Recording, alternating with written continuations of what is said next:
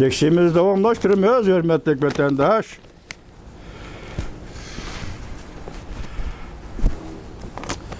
Bugünkü ıslaq 2024 yıl 11. ayının 29. günü vatandaşım. Hepti cümme. Yukarı leksiyelerimden bir koşu biteysem bek uzurap gidiyor da. Eline vakti Allah yetmeydi anlaşka vatandaş. Şuna kıskartıp ettim bugün geçen Allah beni. Mavzumunda Uniqlo'nun hocayını Tadashi Yaney. Tadashi Yaney. Şinjan paxtasını işletmeydiğen oldu. Cungo'da davran götürüldü. Mavzulu haber 11. ayının 29. günü Cungo'ga nazar torbiyeti ilan kıldı ve haber mındak başlandı. Cungo'da istemalçılar karşıladığın Yaponiyada işlep çıkarıldığın yani kiyim-keçek işlep çıkarıldığın kiyim-keçek markası Uniqlo'nun hocayını Tadashi Yaney. Tadashi Yaney geçirenler. Tadashi Yaney. Yakında enek bildirip mındak görsetti. Şinjan rayonunda işlep çıkarıldığı yani müstemlik Uyguristan'da işlep çıkarıldığın paxtını işletmeymiz.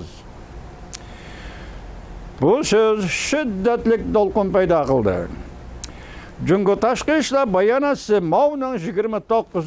güne inkas kaytırıp, münasebetli haber torbiyeti de izdeydiğen başlayıdan koyuldu. Bütün dünyada dağdar marka Uniqlo'nun hocayını Tadashi Yaney BBC'nin ziyaretini kabul kılgandı mındak görsetti.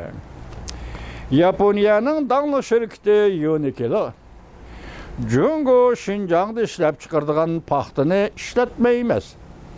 Yaki Cungo müstemlik Uyguristan'da işlep çıkardığın paxtını işletmeyimiz. Bu söz Uniqlo şirketinin talaş tartış, mecburi emgek içinde turgan bu mavzuğu tuncu katım bergen cevabıdır. Cungo kuruluğu Uniqlo'nun mühim işlep çıkarış merkezidir. Gördünüz mü? Paxta müstemlik Uyguristan'dan çıkıdı. Mecburi emgek müstemlik Uyguristan'dan çıkıdı. Zavod Yaponiya'dan kilidi. Cungo'da işlep çıkardı. İşçi Xitay buludu. Paxta teriydiğen, paxta teridiğen Uygur. Teridiğen ve paxta teridiğen. Paxta qozaklab eçilganda onu yığıp aladığan mı Uygur, teriydiğen mi Uygur. Zavod Yaponiyanın Cungo'da kuruldu. İşçi Xitay işçi bulup işleydi. Gördünüz mü? Vatandaş hukuksuzluq qanday qıldı ki özünüz bir oylap bakın. Uygur hukuku yok, millet hukuksuz millet qanday qıldı ekan qarab bakın. Yer paxta teriydiğen, işlep çıkardığan yer Uyguristan'ın zemini. Uyguristan'ın yer baylığı. Su, hava, tupraq paxtı ketdiğen Uyguristan'ın vatandaş. Onu işlep çıkardığan, paxta teriydiğen, kivez teriydiğen işçiler mecburi emgek bile işlevatqa işçiler Uygurlar. Teyyar boldu, paxta işlep çıkarıldı, kivez pişti, paxta işlep çıkarıldı. Bunu Yaponiya alıdı ekilip Cungo'da satıldı ama iki devlet, iki millet, Yapon milleti bilen Xitay milleti. Yaponiya devleti bilen Cungo devleti Amerika, geçirinler Amerika degenine. Amerika degeni geçirinler degenim, Amerika'nın ismi bir koşulup kaldı, tüven çıkıran. Amerika Qo'shma Shtatlarning prezidenti Joe Biden 2021 yili 12 ayning 23 kuni Uyg'urlarni majburiy emgakka selishdan saqlanish qonuni e'lon qilingan mana shunga munosabatlik. Hozir ayig'ida so'zda aytdim, bosh ketib qoldi Amerika degan ish. Hozir mushunda ikki davlat Yaponiya, Cungo bu paxtadan Uyg'uristonda ishlab chiqarilgan paxtadan foydalanadi. Buning markasi Yaponiya zavodining markasi Uniqlo. Dünyadaki dağdar markalarının qatarındaki marka. Bu söz Uniqlo şirketinin talaş tartış mecburi emgek içinde turgan bu mavzuğu tuncu qatım bergen cevabıdır. Çünkü paxta Şinjan paxtası, Uyg'uriston paxtası hazır mecburi emgek içetilip dünyada Amerika'nın tamojni beji ve tamojni kiriş çıkışında işlep çıkarılan Şinjan mahsulotları, Uyg'uriston mahsulotlarından çektirişi muşa qatarda. Hamma narsaga dunyo javobgar bo'lib qolayotgan bir mavzu bu qatam Uniqlo javob beradigan bir mavzu bo'lib qoldi.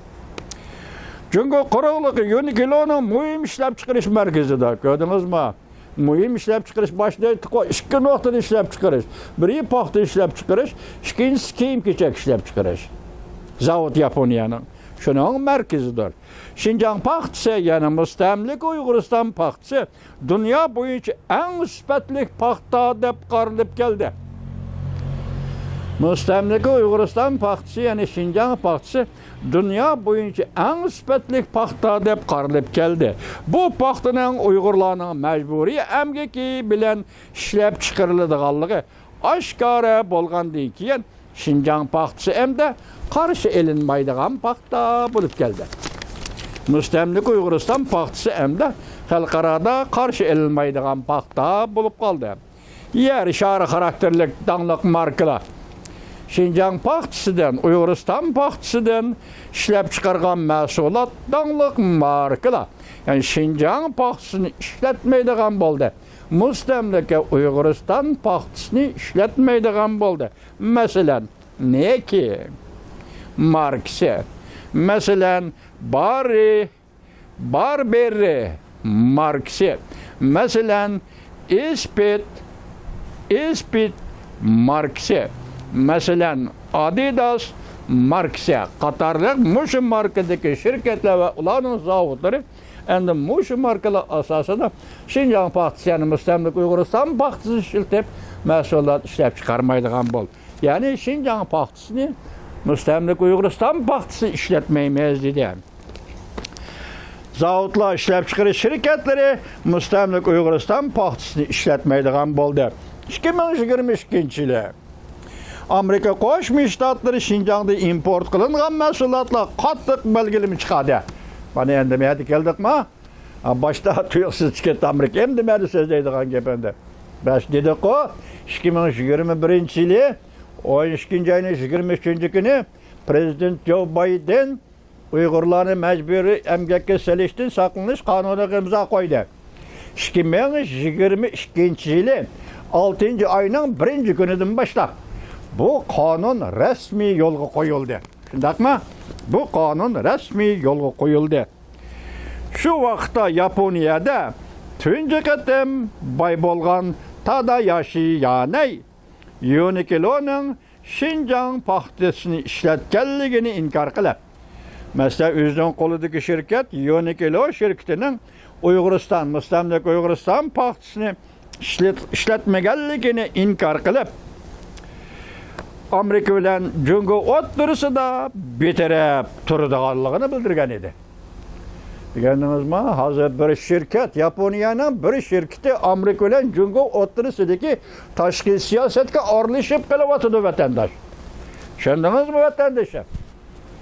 Yaponiyaning bir shirkati Amerika Jungo o'rtasidagi siyosatga, ya'ni Uyg'uristonga munosabatli siyosatga, Uyg'uristonda Uyg'urlarning majburiy emgakka selinishiga munosabat masalaga, ya'ni Amerika Qo'shma Shtatlari Prezidenti Joe Biden imzo qo'yib qonunga aylantirgan qonunga munosabatlarga Yaponiyaning Uniqlo degan mushu markasi zavodi va buning xo'jayini shuning munosabatlik bo'lib qolyapti vatandoshlar. Shuning nima deydi? Uniqlo biz bunga aralashmaymiz. Amerika Jungo o'rtasida betaraf turishni qaror qilgandan keyin Jungoda nihoyat cho'ng parcha setish bozorlarda Uniqloning mahsulotlari qizg'in qarshi olindi. Ko'rdingizmi nima deymiz? Yaponiyaning shirkati mashina va Yaponiyaning shirkati Jungoda ishlab chiqardi. Paxta Uyg'uriston, mustamlik Uyg'uristonning paxtasi. Demak, yo'q qo'rqadak betaraf turamiz. Siyosatga aralashmaymiz. Ya Yapon, Amerika taraf turmaymiz, ya Jungo taraf turmaymiz. Demak, biz Şinjan paxtasini elib ishlataveramiz. Mustamlik Uyg'uriston paxtasini ishlab chiqaraveramiz deganda Jungoda qizg'in qarshi olindi. Demak, Jungolik deyilayotgan Jungolik, xalq deyilayotgan xalq, Xitoy deyilayotgan Xitoy, Uyg'urni mustamlik qilishing to'g'ri, Uyg'urni majburiy emgakka solishing to'g'ri. ve bunu dünyavi markalarga bağlap koyuşun doğru. Biz şu arkalı Uygurları eksploatatsiya qilamiz, iqtisodiy jihatda zulm salamiz deb pura odatdagi Xitoy pura mushu yo'lda Uniqlo'ning Yaponiyaning Jungoda qurilgan zavodini qo'llayotdi. U ishlab chiqargan mahsulotlarni talash tortish qilib setib elayotdi. Millet o bir menfaat birligi. Şanımızmı vatandaş? Millet o bir menfaat birligi. Sotsiologiyanın birinci cümlesi. Gördünüz mü? Millet Xitoy menfaat birligi bo'yicha Uniqlo Yaponiyanın şirketini Yaponiya şirketi betaraf turimiz deganligi uchun qo'llayotdi. Millet o bir menfaat birligi. Gördünüz mü? Onun beşiği marka kiygizib Türkiston ey.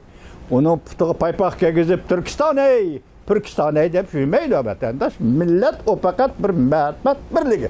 Menfaat birligi. Vatandaşım. Turishni qaror qilgandan keyin Jungo'da nayt cho'ng partiyasiz bozorlarda Uniqlo'ning mahsulotlari talash tortish ichida qoldi. Qizg'in qarshi olindi. Tadayashi Yanay yaqinda o'zining shirkati Uniqlo to'g'risida suhbat bayon qilib, kiyim-kechak ishlab chiqaradigan xom ashyo materiallari manbai va qo'llangan tadbirlar to'g'risida to'xtalib, BBC'ga mundaq ko'rsatdi. Biz Şinjan paxtasını işletmedik. Biz Müstemlik Uyg'uriston paxtasını işletmedik. O yani sözün to'liqlab turib, mundaq dedim. Biz qandaq paxtani ishiltish masalasi kelsak, ko'pchilik birdan to'xtab olib, o sözünü davomlashtirib, mundaq dedim. Amaliyotda men ko'p so'zlaydigan bo'lsam, bu ish texmo siyosiylashib ketadi. Şuna men muş yerdela to'xtab qolay. Uniqlo'ning xo'jayini Tadayashi Yanay shundaq dedi, men muş yerdela to'xtab qolay. Manfaat bo'sig'isida to'xtab qolay. Amerika Jungo o'tirisida betaraf turadigan o'rinda to'xtab qolay. Men ko'p so'zlavasam bu siyosiylashib ketadi. Tadayashi yani efendi dünyada qarang tarix deganni agar bilan o'qimaymiz, tarix deganni agar bilan yozmaymiz deydi ba'zi tarix falsafa olimlari shundaq deydi. Agar tarixni agar bilan yozmasang, o tarix qanday qimmatga ega bo'ldi? Men bu nuqtani tushunmayman. Tadayashi Yanay efendi, siz 31-yil Manjuriyaga chiqdingiz. Uyghur 33-yili devlet kurdu. Onun ahiri mağlubiyet bilan ahirlaştı.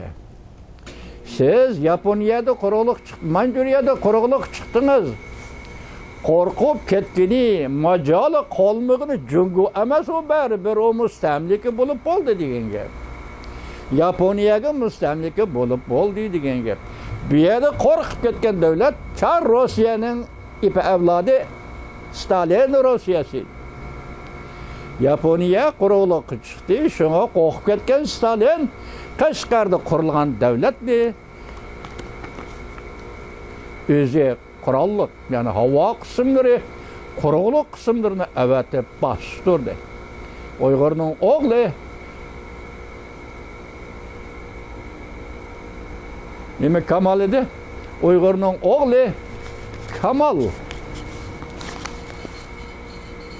Efendinin bu urushda ko'rsatgan qahramonligi Uyg'urning tarixida Abduniyaz Kamalning qahramonligi bu urushda tarix bo'lib qolib qoldi.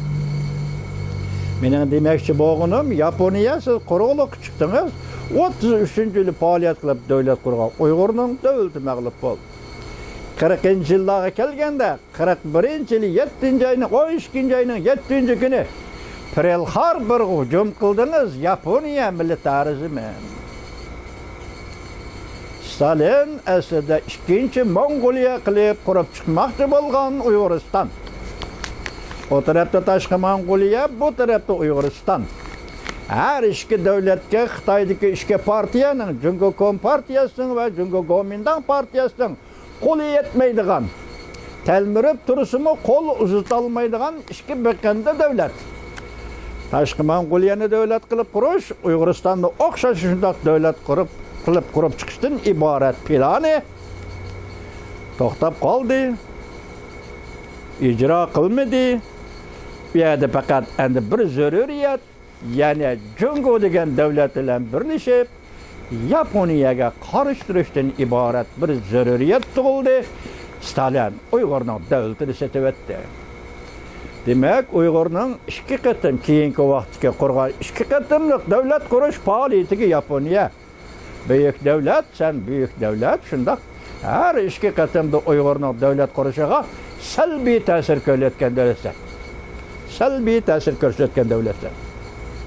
Bugun sening shirkating Yonikela yana qurug'liq chiqib Xitoy bilan birlashib, Uyg'uristonni mustamlik qilgan Xitoyning qo'lidan ishlab chiqarilgan Uyg'ur paxtasi, Uyg'uriston paxtasi, uni ishlab chiqargan Uyg'urning majburiy amgaki asosida sen yana o'zgargan bir shaklda, ya'ni siyosatga aralashmaydigan, Jungo bilan Amerika o'rtasida betaraf turadigan, siyosatga aralashmaydigan bir ahvolda Xitoy bilan birlashib Uyg'urni iqtisodiy zulm bilan ezayotgan Yaponiya yana kilo shirkati